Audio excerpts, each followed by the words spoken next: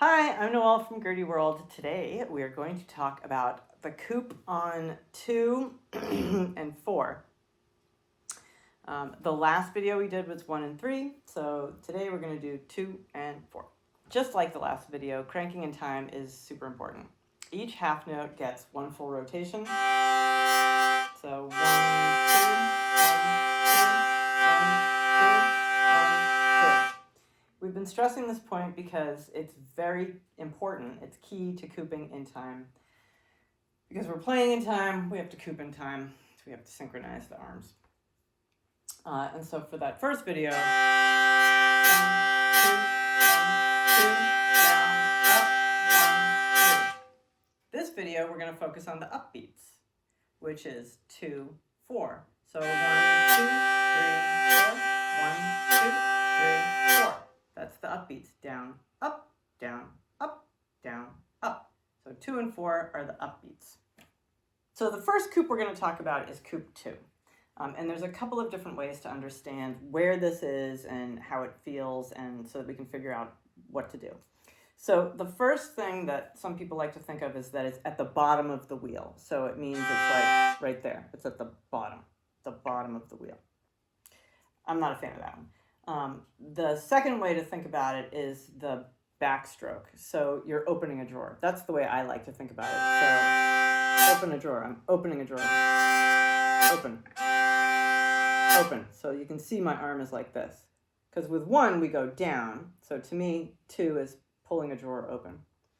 And then the third way to think about it, and this is for people that are much more tactile, is that your middle and index finger are pulling back. So you're actually pulling the trigger of that gun that we've been talking about. So it's like, you can see I'm pulling back. So I'm going to exaggerate this movement. Like that. So like, we use the hitchhiker in that, up.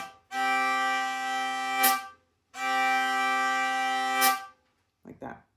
So those are 3 ways that you can think about it. Bottom of the wheel, backstroke, opening a drawer, or like that. Part of all of that is the movement. We always talk about the arm and the train and all this kind of thing. The other thing is like you're elbowing somebody behind you. So it's like, and I'm going to totally exaggerate it.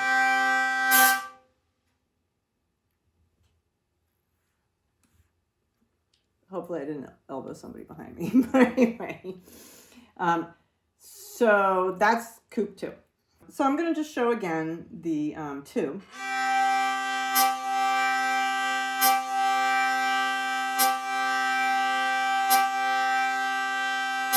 And you'll hear like all of the coups that we're trying to achieve, they're short for right now, because we don't want them to bleed over, right? We don't want to go...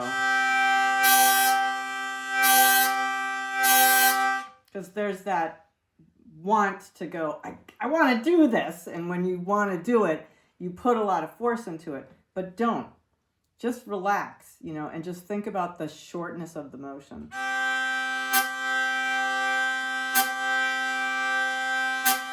And that's a good way to think about it, is that if you're struggling and you're really like pushing the Gurdy forward and everything's moving around the place, loosen your hand up. You can do it with a loose hand to try to relax yourself and relax your body. Because you don't want to be doing this. Bo-Katan will get really pissed. She'll come after you. Okay, so that's the 2. Now, we know from the previous video, where 1 and 3 are. 1, 3, 1, 3. So now we need to fit 2 in there. 1, 2, 3. 1, 2, 3, 1, 2, 3, 1, 2, 3. So I'm exaggerating it so that you can kind of see where it's going. 1, 2, 3, 1, 2, 3, 1, 2, 3, 1, 2, 3. Okay, so we're going to do a very simple exercise to help you with where the coup 2 is. And for that, we're going to get out our friend, the metronome. And I have the metronome set to 60. The 60 is going to be the quarter note, but what we're going to do is we're going to play in eighth notes so that you can understand the feeling of the upbeat, which is where 2 and 4 are going to live. We're going to start with 2 first, but 4 is going to have the same kind of dealio. Okay, so what are we going to play? We're going to play something very simple so that we can understand this. So we're just going to play the first 4 notes of the C major scale, C, D, E, F, and then we're going to change it to minor C, D, E flat, F, so that we get some practice in minor as well. So if I turn my metronome on, and this is without the coups, so you can feel the timing. So if I'm in eighth note,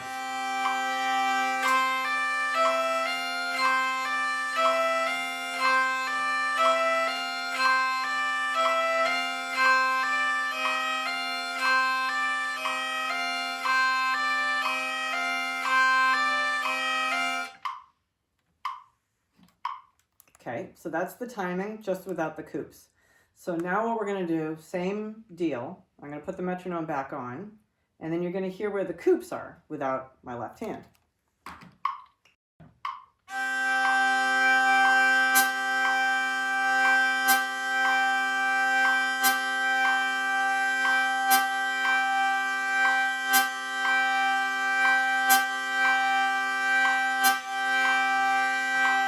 So the way I like to think about it is that if we're counting eighth notes, 1 and 2 and 1 and 2 and 1 and 2, and that would be into 4. 1 and 2 and 3 and 4, and that would be in 4, 4. So my 2 comes on the and. 1 and 2 and 1 and 2 and 1 and 2 and 1 and 2 and 1 and 2 and 3 and 4 and 1 and 2 and 3 and 4 and. And that's how it works. And what I did there is I practiced hands separately, for lack of a better term, but it's basically arms separately, because you want to try to get this arm doing the coup first so that you know what's going on, and you want to have this arm doing the notes so that you know what this arm is doing. Because then when you can combine it, it will be a lot easier. You know, like you always want to have phases in the process, because you don't want to just go all into it and be like, oh, I can't do this. That's not the point. The point is like, what little steps can I take on the journey so that at the end of the journey, I know what the hell I'm doing. And that's what we want to do. We want to practice arms separately. And as your music gets more difficult in the future and the coups get more difficult and everything, you know, you're always going to apply that technique where you take out the metronome, because this is the thing that will keep each arm honest while you practice separately, and then you can put them together. Okay, here we go. The coup 4. Everybody makes like a big deal out of this one, but it's just like another version. So you just have to go into this thinking, it's just another coup. Don't worry about it. Like if it's bothering you, go have a drink. Make a milkshake or a gin and tonic. I don't care. It's not a big deal. So we're going to talk about where 4 is. Okay. So the 3 ways of thinking about 4. The top of the wheel. There's the top. Okay. The forward stroke of the wheel. So 2 was we're opening a drawer. 4 is we're going to close that drawer. Close it. Close it. Close it. So you'll see I'm closing the drawer. The hand technique, this one's a little weird, but it's the ball of the thumb is pushing you forward. Okay, so it's like rolling off of it.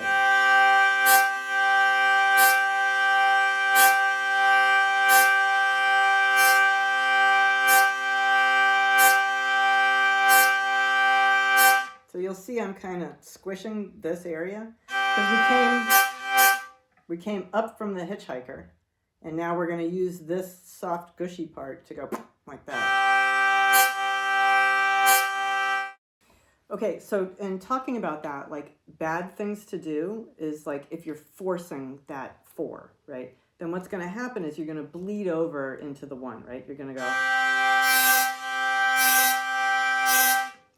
and that's going to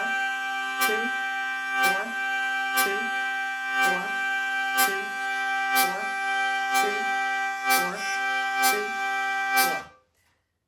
2, 2, 4, 2, 4, 2, 4. Let's go back to our exercise that we had before. 1, 2, 3, 4. 1, 2, 3, 4. Right? 1 and 2 and 1 and 2 and 1 and 2 and 1 and 2 and 2 and 1 and so I'm just going to do 4. 1 and 2 and 1 and 2 and 1 and 2 and 1 and 2 and 1 and 2 and 2 and 1 and 2 and 1 and 2. Shut the drawer. Push someone. Punch them. Meow. 1 and 2 and 1 and 2 and 1 and 2 and 2 and 1 and 2 and 1 and 2 and 1 and 2 and 1 and 2 and I can pat my head and rub my belly at the same time.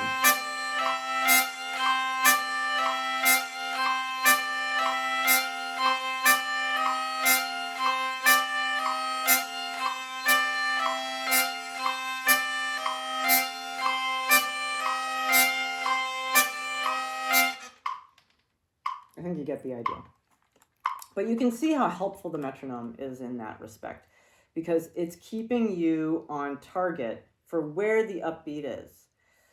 Because it's important to know that 2 and 4 are going to be like an upbeat type of feeling. Later when your coups get to be, loud on a downbeat and you want the upbeat ones to be softer, or you just want to affect how you're playing with the coups, it's important to know where they kind of exist in the space of rhythmic melody. Okay, so like accented versus non-accented. And that's why it's important to work with the metronome, because then you're not doing downbeat, downbeat, downbeat, downbeat. One of the things that you don't want to do is you don't want to do like,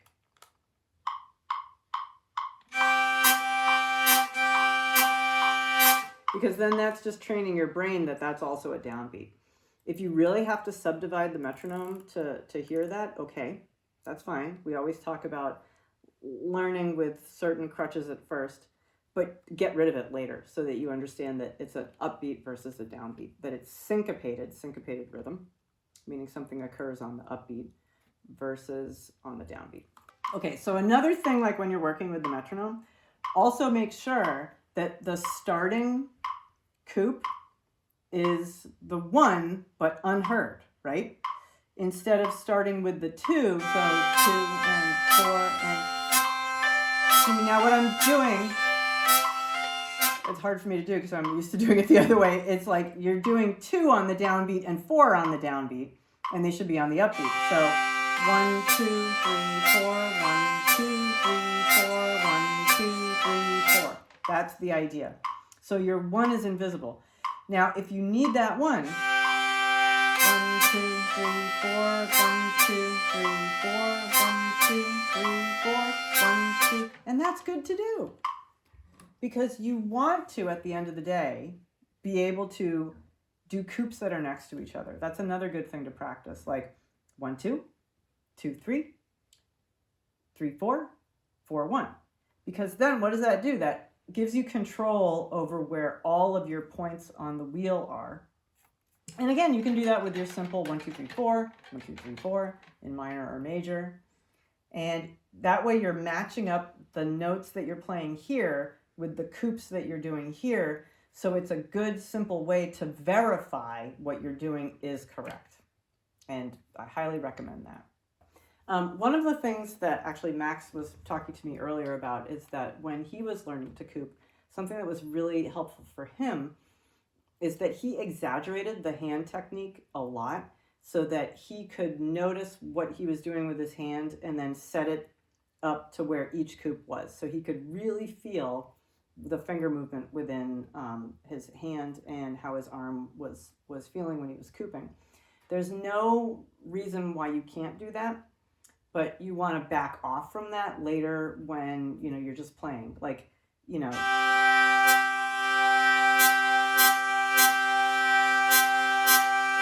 you don't want to be doing that all the time because that's a crutch, right? So, you know, use those exaggerated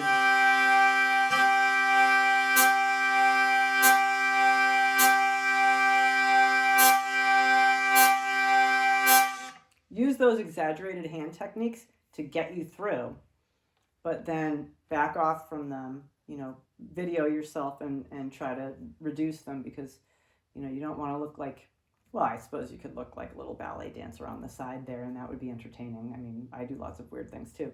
But anyway, do what you got to do. So most people will know this tune in America as Ding Dong Merrily on High, but it's also a traditional French tune.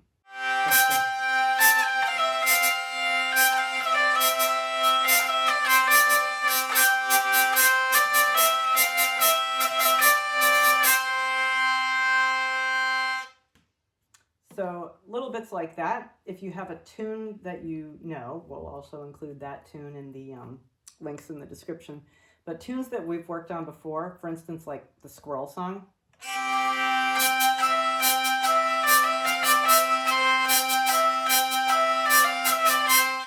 You can start throwing 2s in there and 4s in there when you feel comfortable because we have a series of 8th notes that are going to match up in there. But the point is that once you start doing the simple exercises and you can feel where those coups are supposed to go with the rhythm, it will become easier to understand, oh, I can just throw that in there. Oh, I can just throw that in there. Oh, I can just throw that in there. And now you're starting to create your own patterns that make these tunes individual for you. Anyway, that's the 2-4 video. The next video in the series is going to be a lot of tunes that are going to combine different couping patterns. So 1, 2, 3, 4, we're going to take different tunes, throw different coups in there, and that's going to be a lot. And so that's going to be the next video. After that, we're then going to start talking about the songs that are in 3, because with the wheel in 3, it's 1.5 turns, which is a whole other thing to do. But the next video is going to be a lot of fun with a lot of tunes, a lot of couping patterns. So hopefully everybody's up to speed, and then we can go there. And that's it. So all of the links are going to be below in the description. And as usual, I have to say like and subscribe. So there you go. And see you around. Thanks for watching.